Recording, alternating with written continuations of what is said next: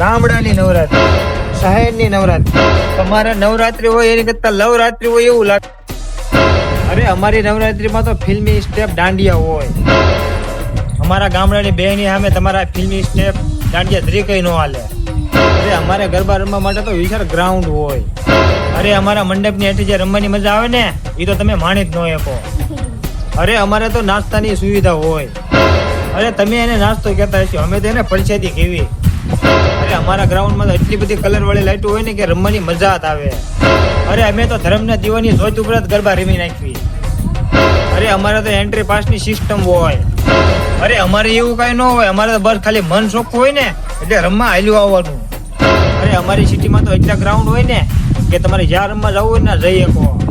અમારે તો ભલા મને 4 શોખ હોય ને નાચતે આખું ગામ ગરબી રમવા ભેળું થઈ જાય. અને હા, બીજી વાત ઈ તમે માતાજીને આરાધના કરવા અને એને રાજી રમવા હાટું ગરબી રમી છે.